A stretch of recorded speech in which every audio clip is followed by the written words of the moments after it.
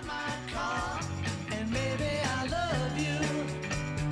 Beep, beep, beep, beep, yeah. All right, Beatles Drive My Car. That's lead into the Automotive Show with Chip Lyness, Louie Herron from Louie Herron Toyota. Back once again, and Louie, we're talking negative equity today, and people can avoid that. There's definite ways to avoid it, and we're going to get right to the first thing. The very first thing you have to do to avoid negative equity, the very first thing is you've got to determine what negative equity you have currently. Okay, so how do we do that? How do we know where we're sitting? And again, we talk about the research needed to be done when you buy an automobile.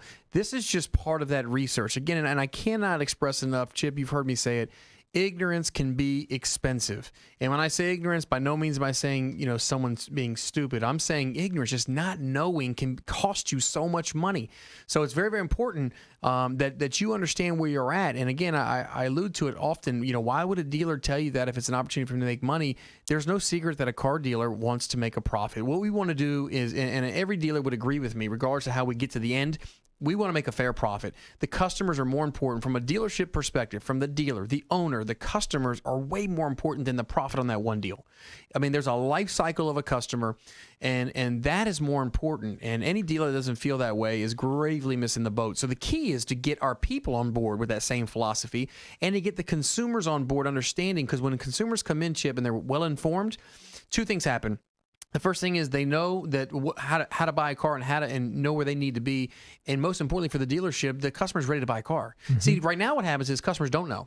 And so when they don't know, they come in, and then the only way they find out is they got to leave. And they got to go shop someone else. And then they got to leave. And then they got to shop someone else. Then they go back and say, okay, now we got three different scenarios. Which one's going to work? When you pick the quote-unquote lowest, that doesn't necessarily mean that was the best deal for you. Mm-hmm. But when you start to dive in and get this information, you really start to know. And again, our goal is to make sure that with the purpose of this show and our website that, again, the ignorance can be expensive. We want to avoid that.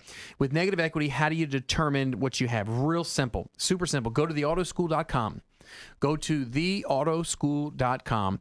On there, click the link page. When you get the links pulled up, there's tons of links up there. One of the links that I always recommend is KBB. It's called Kelley Blue Book. Now, we do not use Kelley Blue Book at the car dealership. Let me say that again. We do not use Kelley Blue Book. We use Black Book. We use auction reports.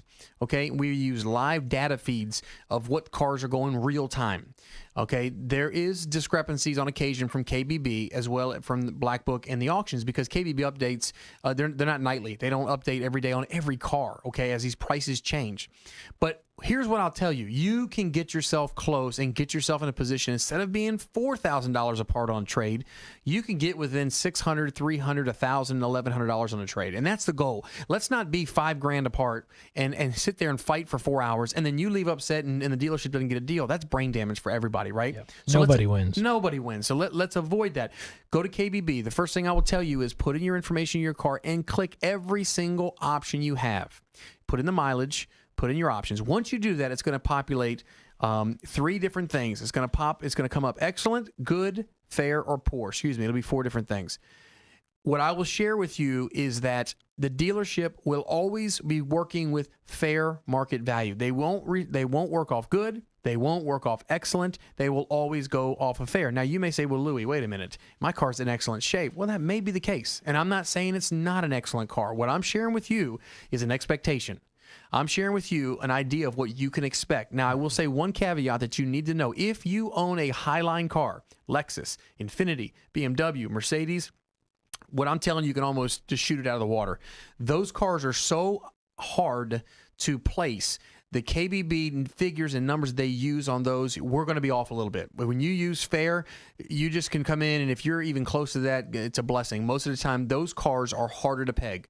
So I just want to put that out there. But if you have a common everyday vehicle, F-150, Honda Accord, Toyota Corolla, Hyundai Genesis, you got a, Chevrolet Cruze, you're going to be okay, but you've got to use fair. I'm not saying you got to like it. I'm just saying from an information standpoint, there's a starting point. Yeah. Now, if you're a good negotiator, maybe you can get somebody to give you good. That's where your skills come in. This is not about the skills of negotiating right now. What I'm sharing with you is the skills and understanding of an expectation, because when you go in thinking 30,000 Chip, and the car's worth 19.8, you're mad before we even get started. And until you go to dealer number 2, 3, and 4, then you go, wow, I cannot believe my car was only worth it. Then you start, but there's no reason to go through all that. You can really get a better assessment.